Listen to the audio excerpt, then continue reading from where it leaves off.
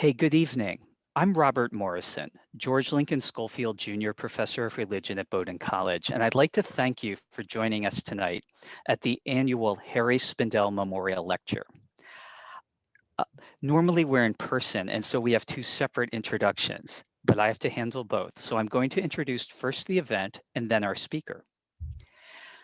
The Harry Spindel Memorial Lecture Series was established in 1977 by Rosalind Spindel Bernstein and her husband Sumner Bernstein. They named the lecture for Roz's father, Harry Spindel, to honor his memory and his devotion to Jewish learning. Roz Bernstein was a tremendous and forceful leader of both the Bowdoin community and the Maine Jewish community. She was one of the first two women to serve on Bowdoin's Board of Overseers, elected in 1973, and then in 1981 became the first woman elected to our Board of Trustees. Among many other posts, Roz served on the main branch of the Anti-Defamation League and as president of the Southern Maine section of the National Council of Jewish Women. And in 1977, she received an honorary degree from Bowdoin and was elected trustee emerita. In 2018, Roz and her family were among the first inductees into the Maine Jewish Museum's Maine Jewish Hall of Fame. For more than 4 decades, this lecture has been a significant element of the Jewish intellectual life of our campus, and in fact, the intellectual life of the college as a whole.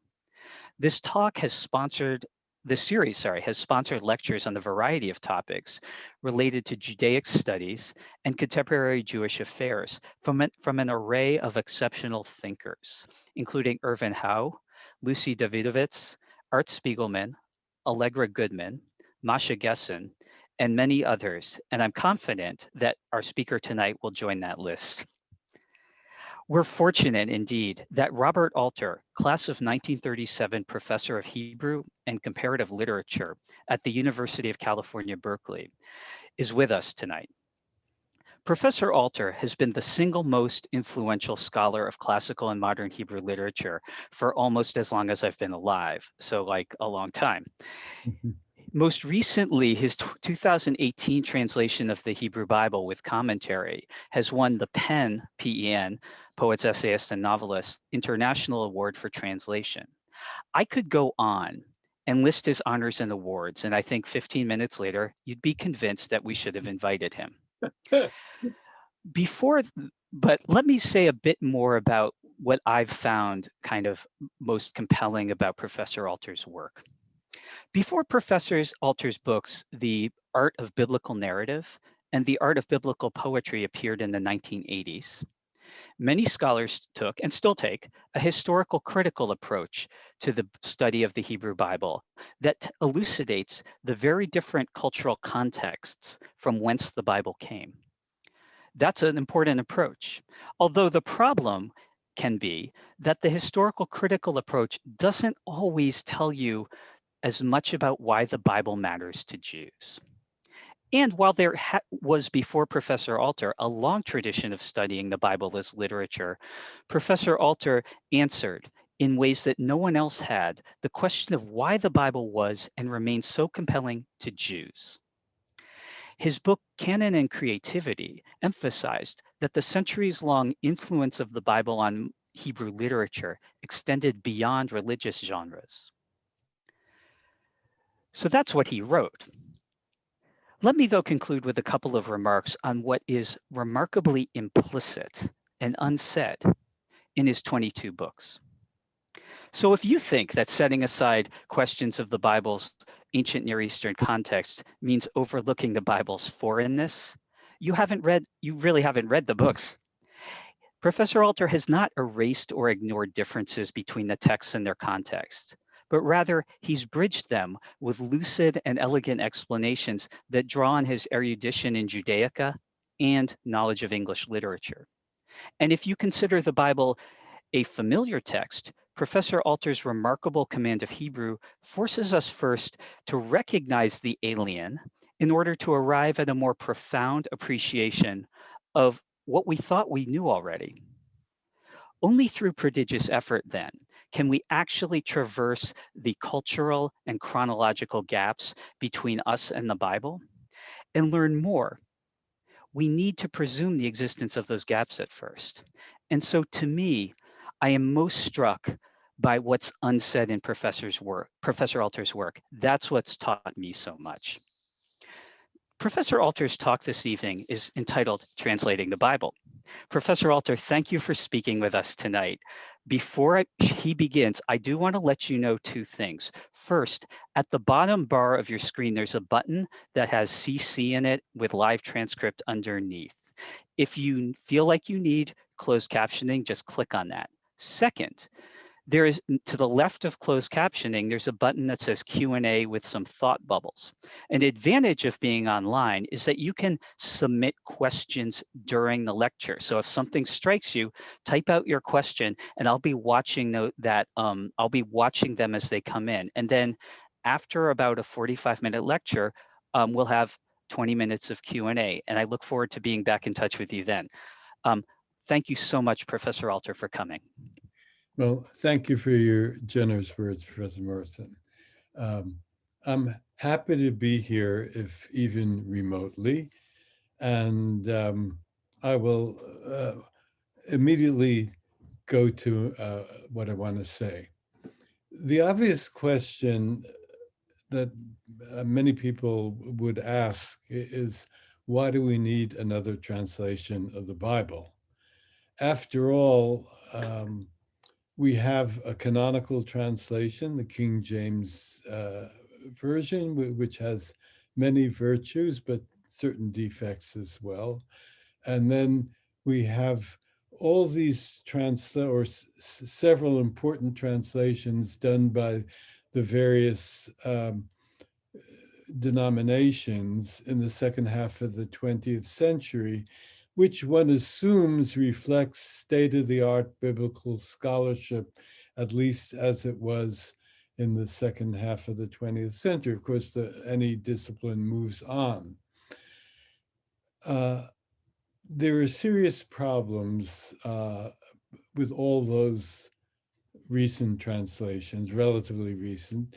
I'm not really going to address the King James Version here. I think it is definitely superior in terms of literary style to the 20th century versions, but it's more uneven than people remember. And of course, there were many gaps in their understanding of biblical Hebrew, so that there are all kinds of errors, many minor, some real howlers. So that's all I will say about the King James Version.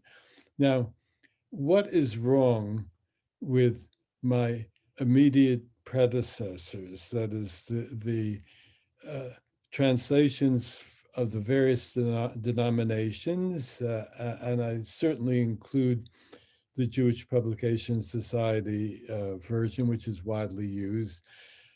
What's wrong with them? I now am tempted to say everything. That is, well, two basic things. An imperfect sense of English style and an imperfect sense of biblical Hebrew style. That is, style, if you do a PhD in biblical studies at NYU or Princeton, no, not Princeton, Harvard or Yale or the University of Chicago, you are going to spend your time learning all kinds of useful things in terms of the evolution of the text, the surrounding cultures, and so forth. But you will never take a course in prose style in the Bible.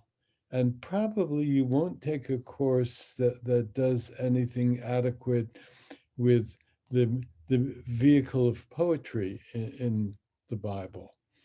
It just is not a category that exists for professional scholars of the Bible, who were the people who composed those committees that I alluded to. So that's one problem. They just don't see what's going on in the original. And I will illustrate this, what I think is going on, in just a few minutes. The other problem is a deficient sense of English style. And this is something, it's hard for me to explain. These are all very cultivated people and learned people, uh, but their sense of English style is quite wretched. My only stab at an explanation has to do with the specialization of knowledge. That is, they focus on the technical study of the Bible, and they're not reading the great English prose stylists of the 20th and 21st century. They're not reading poets like W.S. Merwin, uh, uh, Seamus Heaney, and so forth, who would give you clues to the resources that you can tap in literary English. So what you find, and I won't bludgeon you with examples, is that all these recent translations, relatively recent by committee, are a wretched hodgepodge of different styles. There are violations of English usage. Half of a verse will read like a government directive, and the other half something from a daily newspaper. Um, so you can't get very far with that. Now, let me also say this.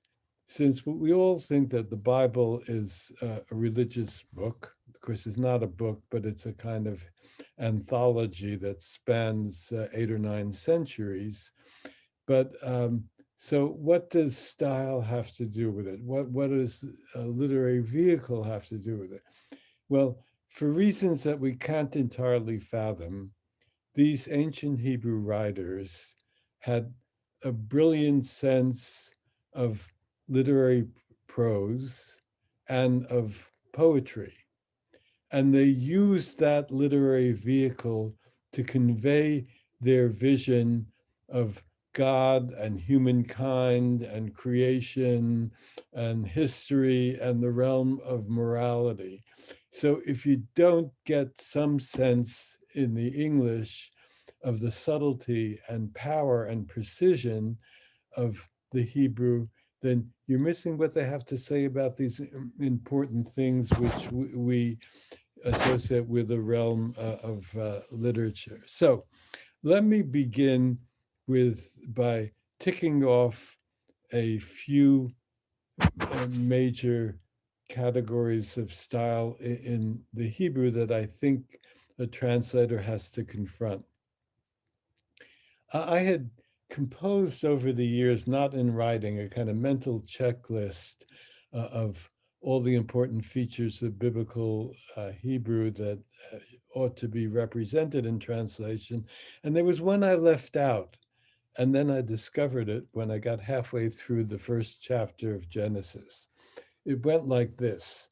I got to the creation of the heavenly luminaries. And I I immediately translated without thinking, the great light God creates, the great light for dominion of day, and the small light for dominion of night, and the stars. And I stopped dead in my tracks. I said, why dominion? Well, to begin with, all the other translations say something like to rule over, to govern, or whatever. The worst of all is the Jewish Publication Society, which says to dominate the day and to dominate the night, which shows it's a tiny illustration of a tin ear for English, because the verb dominate should appear in a sentence like, after 1945, the Soviet Union dominated the smaller states of Eastern Europe. It is not something that the moon and the sun do to night and day. Um, so first, I said for dominion of, because the Hebrew is not an infinitive, to rule, to govern, but it's a verbal noun. So I figured I'll do a verbal noun in English as well. But then I realized something else. which has to do with the sound. Now, I'm going to recite this half verse in the Hebrew.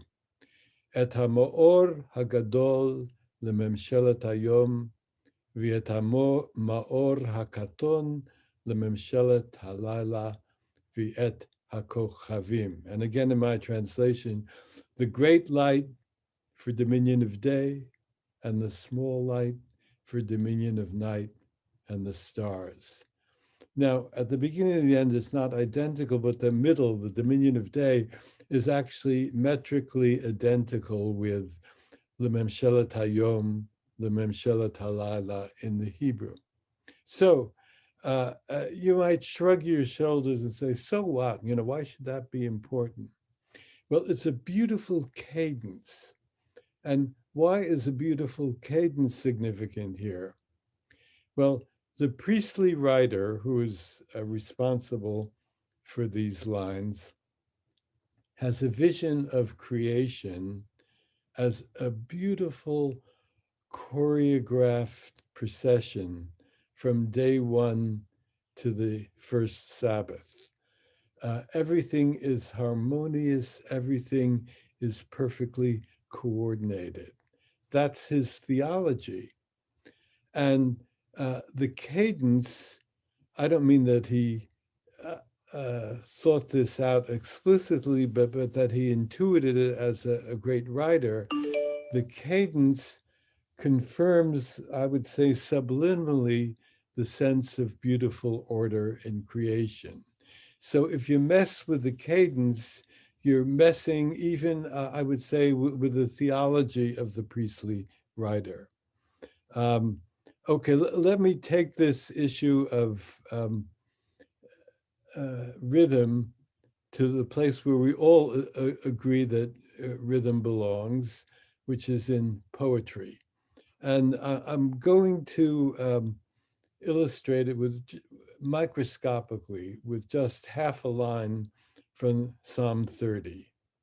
Now, I have to say something about biblical Hebrew and how it differs from modern English. It's a very compact language. That is, there are not a lot of polysyllabic words. And in the present tense, you don't say the verb to be, you just say the house big, which is, and it means the house is big, okay? So, and also it's a kind of language in which pronouns are used very sparingly because you can tell the pronominal subject of a verb by the way it's conjugated. You can tell the object of the verb by a little suffix tucked in at the end. And this means that you can often say in 2 or 3 words in biblical Hebrew what takes 9 or 10 words in English. Now, this is a real problem for a translator. How do you get some distant equivalent of that powerful compactness that is especially felt in the poetry of the Bible? Well, one thing is I, as a translator, tended to avoid polysyllabic words, which meant that I steered clear of the Greek and Latin origins of the English language and tilted toward the Anglo-Saxon, because there you have many words that are just a single syllable or 2 syllables, not conflagration, but fire and so forth. And there's no iniquity, which we think of almost as a biblical term. I think it's a kind of a horrible term, and too many syllables, and it implies the wrong thing. And I just translate it as crime, a single syllable. The other thing I did in tamping down the profuseness of the English language to make it a little closer to the Hebrew is eliminating all unnecessary words. So here's my illustration. In the King James Version, followed by all the moderns, as far as I can tell, we have a half line which reads as follows in the King James. The speaker in this psalm is recalling a time when he was in a near-death situation, and he pleads with God to allow him to live. So he says, "What profit is there in my blood?" Now, if you hear that, what profit is there in it? It has no rhythm. It doesn't sound like a line of poetry. Now, in our printed versions of the King James Version, you will find that the words "is there" are italicized, which doesn't mean emphasis. What it means is that the words are not present in the Hebrew, but they're only implied. So the 1611 translators were very scrupulous about this. So, I looked at that and I said, wait a minute, you don't need "is there." If you simply translate "what profit in my blood," it comes out with an identical rhythmic pattern to the Hebrew, "ma betza bidami," what profit in my blood. You hear? So you can do these things. You can't always do them, but if you do it frequently enough, you can. Now, let me give you, I'm going to diverge for a moment to the King James Version, one illustration of how it's simultaneously great and unforgivable. In a line in Job, it's part of a death wish poem by Job. The King James version reads, "Why died I not from the womb?" That's perfect. You hear the beautiful rhythm. "Why died I not from the womb?" Uh, and it is close to the number of the three accents that you have in the Hebrew. Then the second half of the line reads as follows: "Why did I not give up the ghost when I came out of the belly?" Which is not even poetry. It goes on for about a dozen words and it has no rhythm at all. And there is a way to compact that, rendering it something like "from the belly came out and expired," right? And there you get it. The Hebrew is "merechem yatzati ve'egva."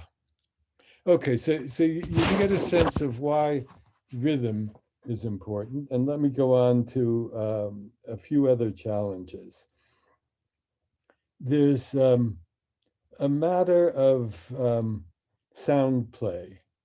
And I'm going to give you two examples. The puns are still harder to translate, and mostly you have to give it up and just footnote. But the Hebrew Bible is full of significant sound play. And here is a very small example, again from Psalm 30, toward the end. That is, at the end, the speaker celebrates the fact that God has brought him back from the brink of death and restored him to good health and happiness. And there's a half line of the Hebrew that sounds like this. I'll explain what the words mean in a minute. Hafachta mispedi lemachol li.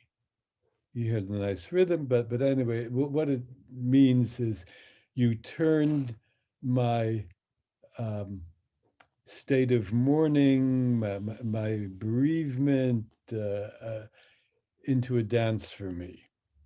Now, the Hebrew, the word for, in the Hebrew, the word for mourning or a chant of mourning is misped. The word for dance is mahol. So they both begin with an M sound. And then I realized that that's really important for the poet. That is, look at God's power. He can flip a state of being designated by a word that begins with M, misped, to which is negative, which is all sorrow, into something that is joyous, a dance, machol. And then I got lucky. You don't always get lucky as a translator. As I pondered this, I said, wait a minute. There is a very good English word, one syllable, to designate a state of, to designate a chant of mourning, and that's dirge. So I came out with, you turn my dirge to a dance for me. And I replicated the significant alliteration of the Hebrew. So you see, this is the kind of thing which I think is important for the meaning, and translators have not bothered with it because they basically have not seen it in the original. Okay, now let me go on to a matter of syntax. The okay, biblical syntax is quite different from English syntax, and you can't really reproduce it entirely. But at times you can. Uh, I'll begin. Well, first, I am in a minority view here. I think that but I follow the King James Version in this respect, that the prevailing syntax of the prose narrative is series of clauses that parallel each other. It's what technically is called parallaxis, parataxis, excuse me, parataxis, and connected by and. No, in as much as, although, because, very little of that. And I think that generates some grand rhythms and is also significant because since it doesn't specify causal relations between clauses, it opens possibilities for multiple interpretation. The King James people replicated that because they figured if God ordered the words in that way, we have to follow God's precedent.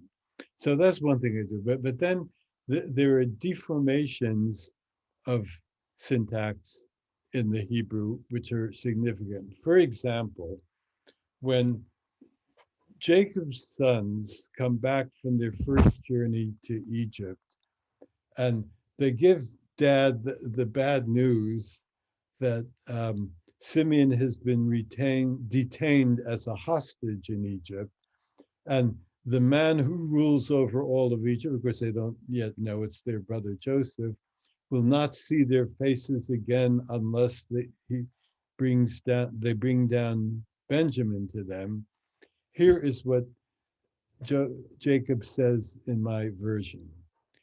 Me you have bereaved.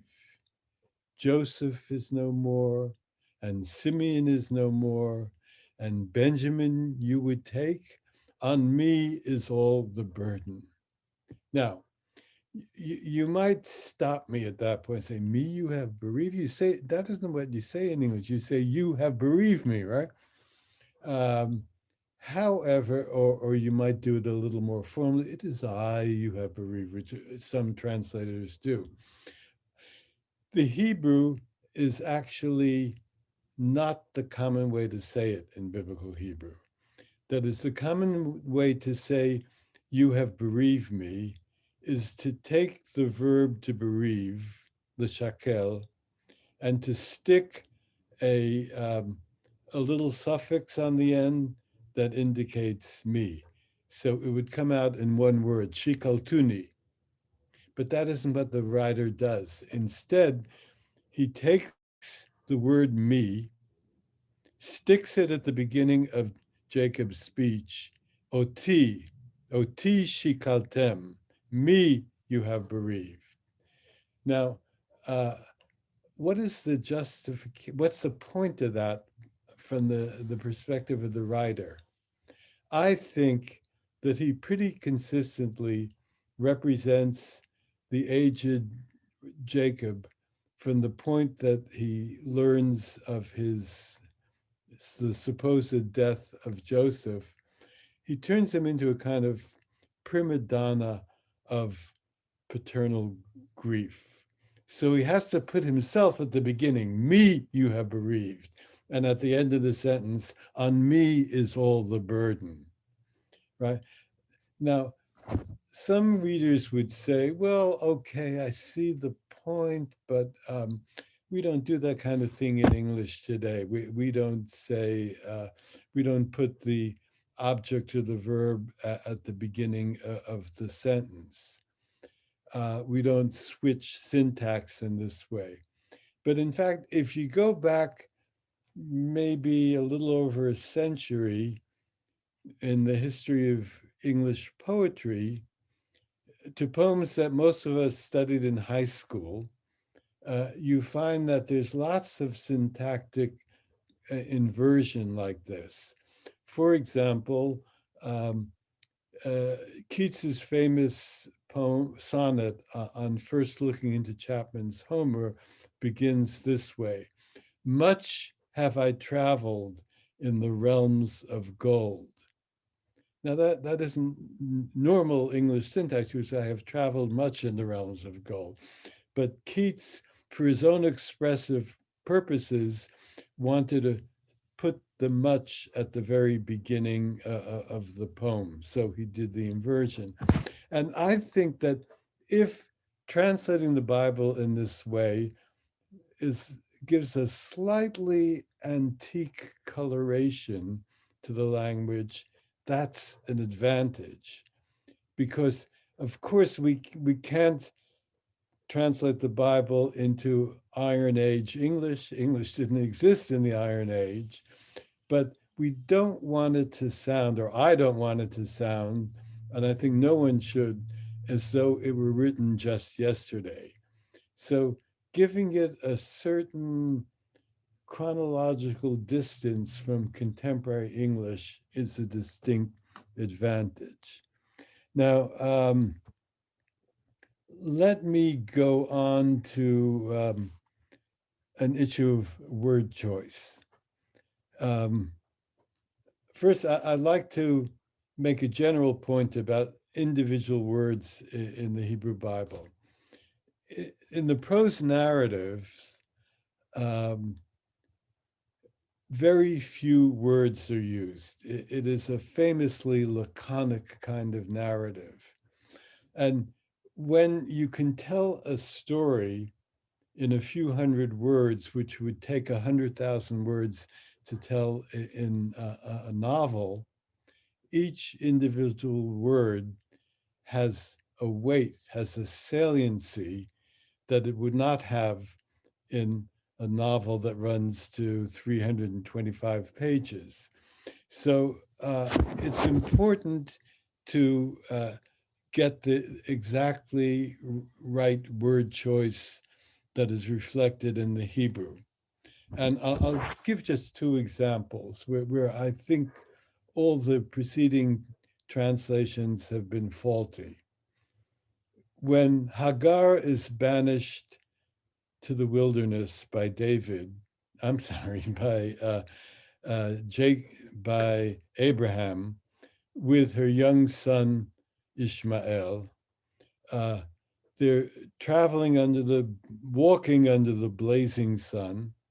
She has a water in a water skin, and the water gives out. She sees the child growing faint and is convinced he's going to die very soon.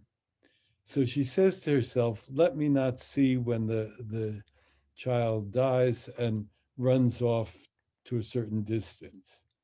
But before she does that, what does she do? She takes Ishmael and, here's the Hebrew verb, vatashlichenu, and what did she do to him? The the existing translation says that she placed him under one of the bushes, or she laid him under one of the bushes, or she set him under one of the bushes. The King James Version gets halfway there, but only halfway. She says she thrust him under one of the bushes. However, this is a verb that means one and one thing only wherever it's used in the Bible, which is to fling. She flung him under one of the bushes. So what's going on? All the translators, well, her mother isn't going to fling her son, so we got to fix it up. We got to clean it up. But in fact, I think that the original Hebrew writer was much bolder than his much later translators. That is, he's representing Hagar has an only son. She's now a single mother, having been driven out of Abraham's household. And her situation is desperate. She's convinced that her only child is about to die. So, in a kind of paroxysm of maternal grief, she flings the child down, presumably not too hard, and runs away. So, there is a kind of psychological insight into the dire predicament of the banished mother that is conveyed by this verb choice. And an English version needs to honor that word choice. Now, let me give you maybe a less striking example where it's a matter of nuance rather than of a whole different meaning. In 2 Samuel 13, which is one of those biblical stories never studied in Sunday school, in which David's son Amnon rapes his half-sister Tamar, his beautiful half-sister.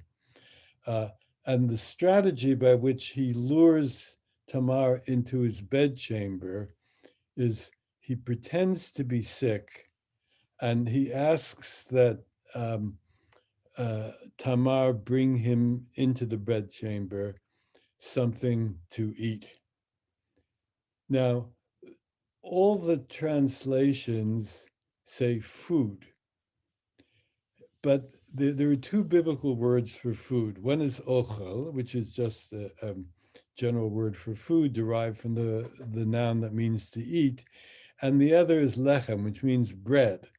And that's a synecdoche, a stand-in for all kinds of food.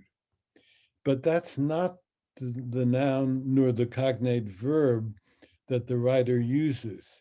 He uses a noun which is quite rare in biblical Hebrew, but he uses about half a dozen times in this very brief story, birya. So I said to myself, what's the difference of nuance between birya and food or bread?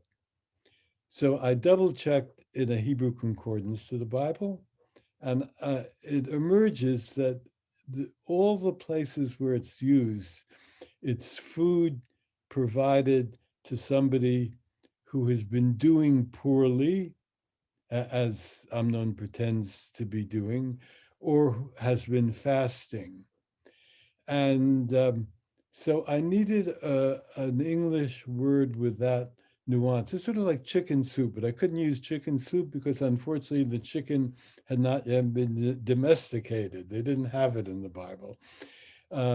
So I ended up with nourishment, which just let her bring me nourishment, which gets a little bit of what's going on in the Hebrew. Now, let me give you one more category, which is level of diction. Now, there are three levels of diction that you can discern in biblical Hebrew. There's what I'm going to call middle diction, which is kind of homespun but very dignified, doesn't use fancy words, uses a limited range, deliberately a limited range of vocabulary, and that's the language of the narrative prose. Then in the dialogues, alas, I don't have time to go into dialogues, which I would earnestly love to do. You have repeated gestures toward a more colloquial use of the language. I don't think it's at all identical with Hebrew as she was spoken in the biblical period, but it makes various gestures in that direction. And then there's poetic diction, the language of the poems, which is more elevated and probably some of it a little more archaic. So let me give you one example from the flood story. The flood story is introduced by a one-line poem.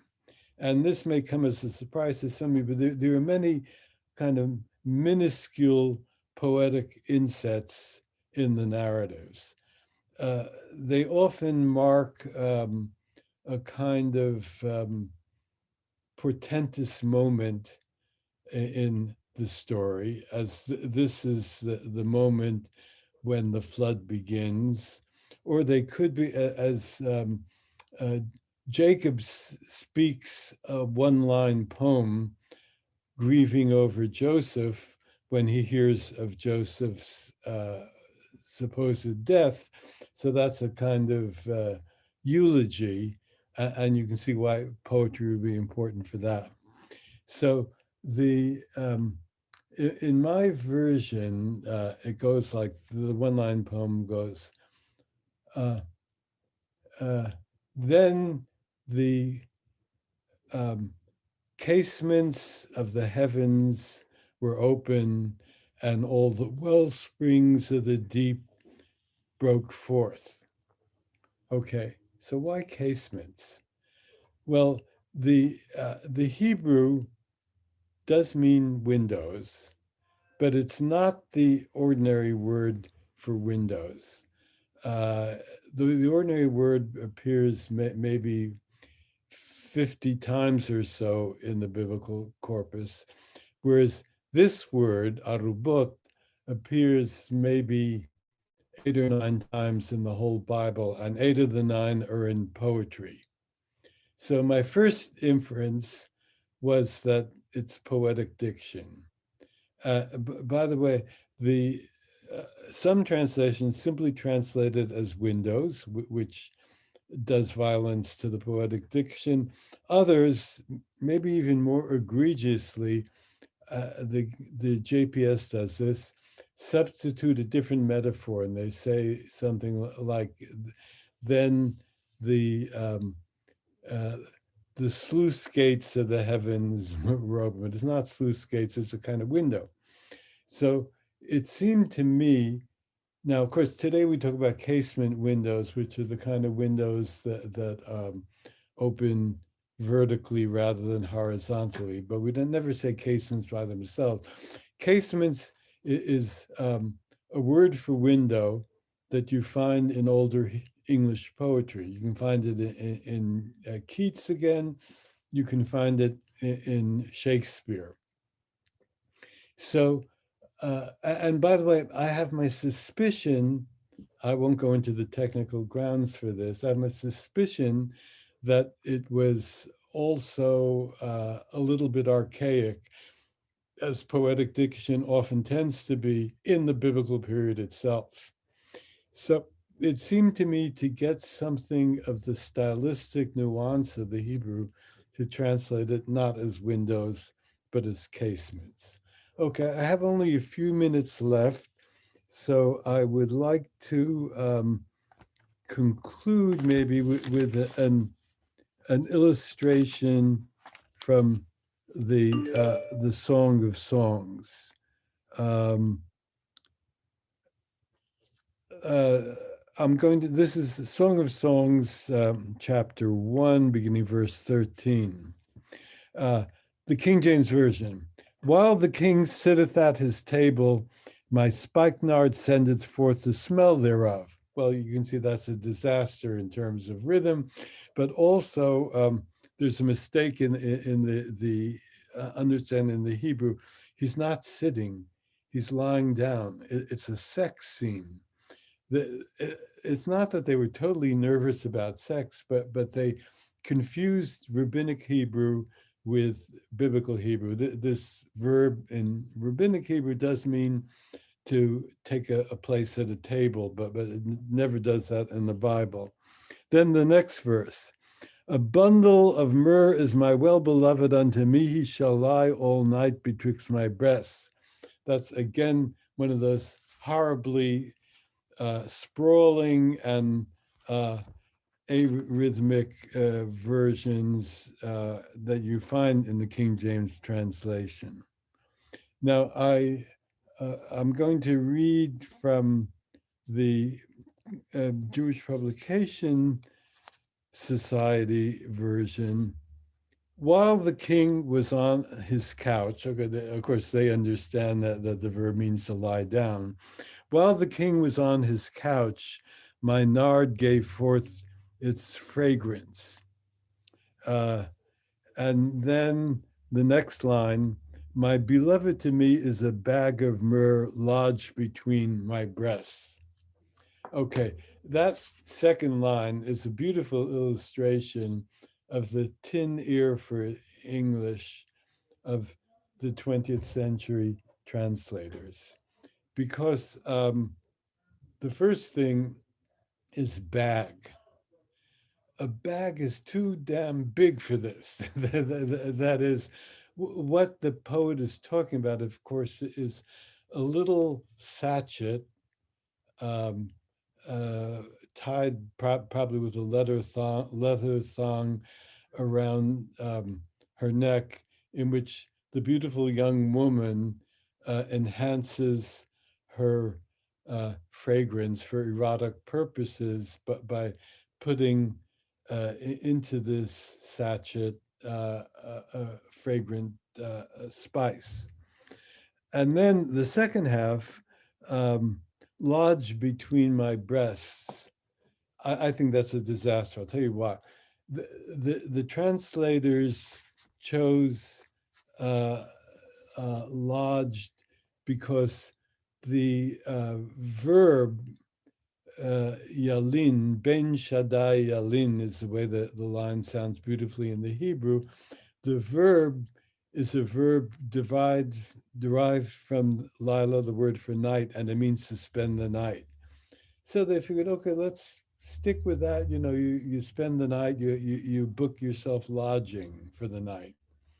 But the problem with that is when you use the verb lodge with a body part, it's like a chicken bone lodged in his throat, which you don't want at all in a beautiful love poem. So I've collected a couple of other examples, but I think I will spare you those to finish on time. Uh, this is how I translated it. A sachet of myrrh is my love to me, all night between my breasts.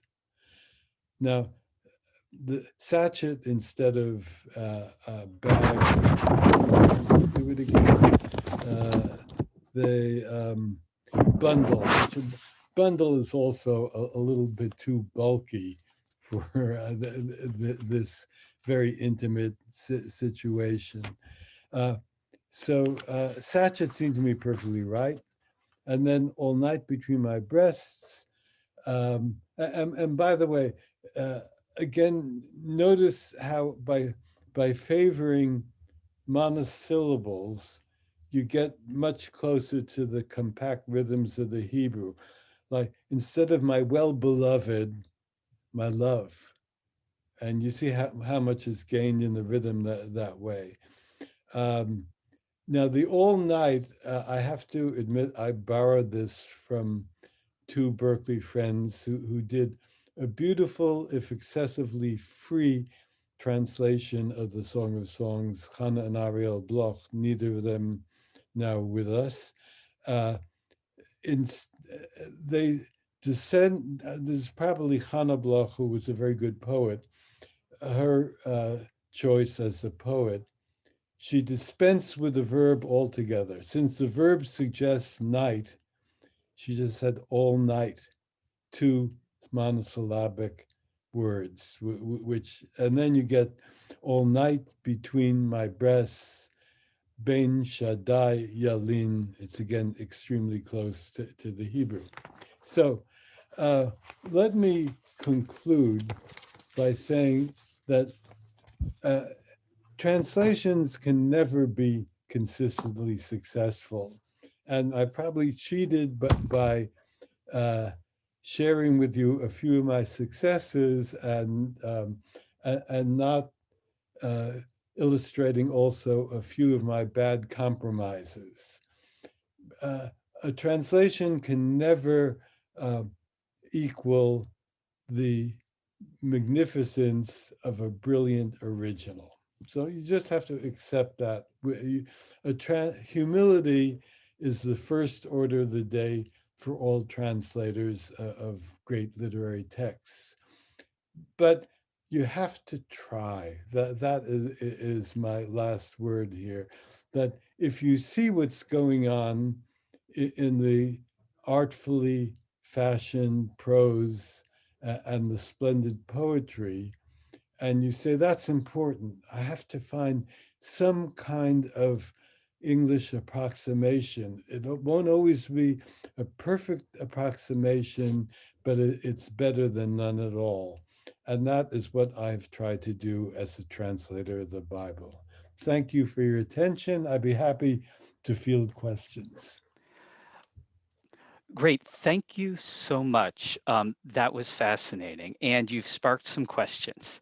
I've gotten a number about what, broadly speaking, might be the religious impacts of certain choices in translation. And there's no question that narrative and poetry are also religious genres, at least when they're in the Bible. But would you be able to speak a little bit about some of the challenges or issues you faced when translating, say, the laws in the Torah, or, for example, the descriptions of sacrifices at in Leviticus? Well, that's a hard one, and Yeah. I will speak briefly to that and then go to a more comfortable area in Okay. response to this question. Uh, I remember when my translation of the five books of Moses came out, I met an acquaintance in the break period on Yom Kippur at our congregation, and he said, "Tell me, do you think that your translation put more zip into Leviticus?" And I said, "No, Brad, I have to admit that it didn't. There isn't too much you can do with the sacrificial laws and the laws for detecting blight in a house and diagnosing skin diseases. All I can say is that there, and this is not religious significance, that I avoided transposing it into modern technical medical Sure. language, because Yeah. that Yeah. was not, they use ordinary words to describe these things.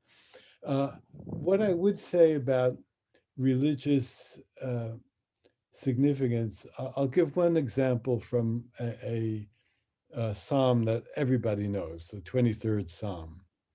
Now, there's a half line that reads as follows in the King James Version: "Thou anointest my head with oil," which sounds pretty good, right?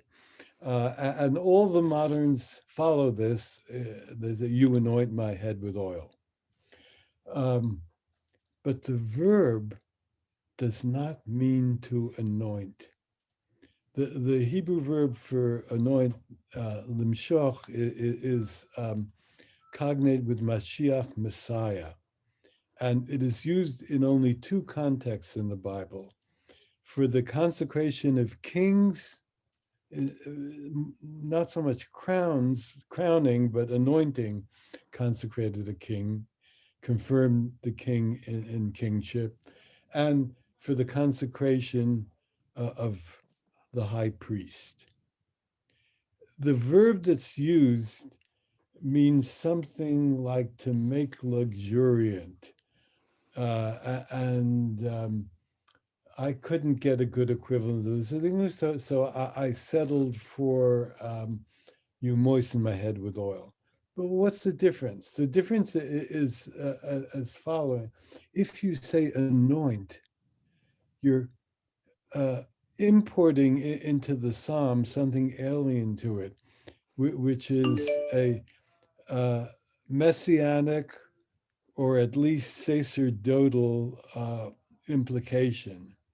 And it's not at all about that. It's about the here and now, that it feels good to have virgin olive oil rubbed into your head. And it's the same thing that you find in the Odyssey. Yeah. So thank you. There's um, a question about cadence. You've made many points about how Hebrew is often a very compact language and all that.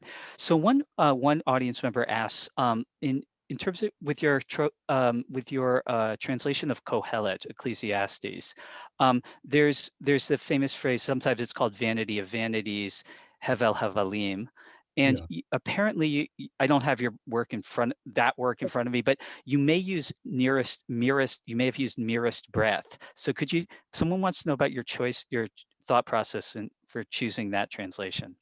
Okay. That was not a consideration of rhythm, but really a consideration of something else. Biblical Hebrew is extremely concrete as well as compact. Now, when the King James version said vanity, Hmm. of course they weren't thinking of a woman preening in front of a mirror. That it meant emptiness, Right. which is semantically fair enough for the Hebrew. Yeah. The moderns avoid vanity, but they use something like futility or Mm. even absurdity. Right. Um, those are abstractions. What the author of Kohelet says Yeah. is that everything is like a puff of breath that dissipates. On a cold day, maybe you can see it for a minute, Hmm. and then it's gone. It Hmm. has no substance. So I wanted to preserve that concreteness, and therefore I translate it as mere breath, merest breath. I added the mere because I didn't think breath alone quite did it in English. Hmm. Now, just while we're on Kohelet, Ecclesiastes, another phrase, um, uh, I think it's a beautiful illustration of the powerful concreteness of this writer. Uh, the um, the King James version, and this is a recurrent phrase in Kohelet, says vexation of spirit. Now, the Hebrew noun doesn't mean vexation, and the other Hebrew noun, which can mean spirit, doesn't mean spirit there. It's the noun is the first noun is a noun that has to do with herding, Herd, right? Hmm. And I think that what the whole phrase means is herding the wind, which is like our herding cats, except it's bolder, it's more extreme. All your efforts turn out to be herding the wind, because you can never herd the wind. So I think by getting back to the concreteness of the Hebrew, you get much more of the power of the original. Mm. Thank you. I've gotten a couple of questions about that sort of, on one hand, respond to your justified criticisms of earlier translations, such as the JPS. Um, and someone has asked, do you think we're going to need a new translation in 20 to 50 years? All I can say is I hope not, but Yeah. I think um, let's say in 100 years, 150 years, we definitely will need a new translation for a simple reason that the language keeps evolving. Hmm. And so some of my choices, which make a lot of sense toward the end of the 20th century and into the 21st century, may not make so much sense in the 22nd century. Yeah. And I'll give you an example of something that a very acute friend of mine pointed out to me as I was translating. I showed him my draft of Exodus. And when Pharaoh in that first chapter, no, it's not the first chapter, when he accuses the Hebrew slaves of being lazy, he uses in the Hebrew a word that means the slackening of a grip when your hand goes loose. So I said, okay, I can translate it as slackers. And my friend was very sensitive to current use. No, you can't, because these days slackers means something else and you can't put it in the Bible anymore. So the language has changed. Maybe 50 years ago, I could have translated it as slackers. So these things happen. Thanks. We've gotten a number of questions about what are your thoughts? I mean, clearly you are not aiming for simply colloquial, a very colloquial, a very No. accessible side. I'm not. We've gotten a number of questions though that are generally asking, what are your, why not? What are your thoughts about translations that do? And a number of these questions also recognize that um, Jewish and Christian Bible translations may take different approaches, and they recognize that some of the colloquial translations are not necessarily from the Hebrew. Yeah. Uh, there's a translation of the Bible by a Christian minister named Peterson. Uh, he doesn't even call it the Bible or the Holy Bible. He calls it the Message. And he wants it to punch his readers in the gut with the message. So uh, when he has God say to the green things in order to grow, green up, uh, which is startling. And I give him credit for that. And it may address the spiritual needs of a certain community. I can't judge that. I believe his translation is sold very well in the Bible Belt, but it's nothing like what the the Hebrew sounds. That is Hebrew dialogue and narrative prose is not.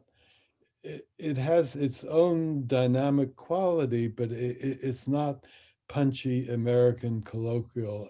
And I think you do violence to the original by translating it that way. Thanks for that. Yeah, I think that's going to help a lot of people. I guess I have I think I'll ask a Yes, please. question, and this is following up on the one on your comments on translating, say, stuff like Leviticus. Again, a lot of people have a lot of trouble just even reading it. Oh I know yeah. personally, I've been very impressed by David Damroche's work, in that Yes, very smart right, guy. like but he's kind of, to me, he's compared, I think it's been a while, but like the sacrificial scenes and instructions in Leviticus to, I think, the Iliad, right? And in the sense that the Iliad is very poetic, it's dramatized. Mhm. I mean, do you see this in there? Like, do you see a drama when the Bible talks about that stuff that you admittedly find hard to translate, or you just find it completely flat? Uh, I don't really see it as much as I admire David Damrush, Mhm. and uh, there, uh, um, the anthropologist Mary Douglas, right, Mm. um, wrote a book called. It's a fascinating book called Leviticus is Literature, Mhm. which is not quite literature in my eyes. It's in an anthropologist sense, and she sees all these beautiful structural parallels in the sacrificial laws. And that's interesting. I think it's more interesting than Leviticus itself. I Yeah, got, I yeah, enjoy that she's good. reading Yeah. a book a lot. Um, but Yeah. there are two biblical books that I couldn't do much with. One is Leviticus, and the other is Chronicles. Those most of you probably never gotten to Chronicles. Chronicles begins with 9 chapters, which are nothing but lists of names. So that's not exactly a challenge to the translator. You just have to reproduce in English the list of names. Yeah. Hey, thanks. I got a couple of really fascinating ones just came in.